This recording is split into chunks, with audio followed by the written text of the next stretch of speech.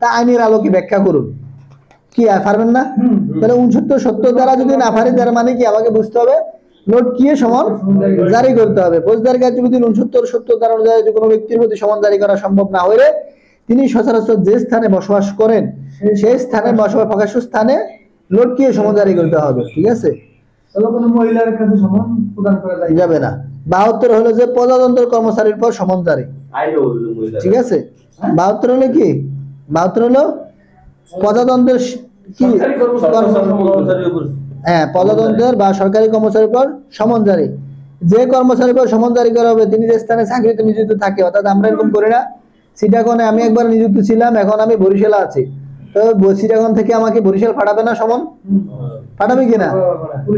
Police super বরাবর আমার এখানে আমার সমন আসবে না? এটা আমাদের জন্য, এটা কি আমাদের আমরাই ধরে নিব এটা আমাদের জন্য। যে কর্মচারীর উপর সমন জারি করা হবে তিনি যে স্থানে চাকরিরত নিযুক্ত থাকেন, আমি তাহলে বরিশাল আছি, সেই হিসাবে সেই অফিসের প্রধান কর্মকর্তা বরাবর, তাহলে আমার প্রধান কে? Police super.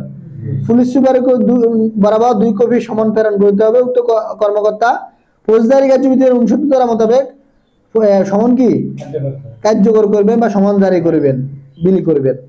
73 ধারা হলো স্থানীয় সীমার বাইরে সমন জারি। স্থানীয় সীমার বাইরে সমন জারি কেমনে?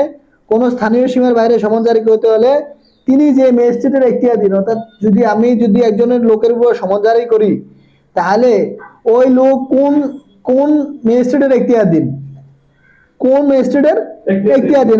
এখন আমি আছি এখন বানারীপাড়া হলো কি বরিশাল ম্যাজিস্ট্রেটের আমলি আদালতের এখতিয়ারাধীন। তাহলে আমাকে যদি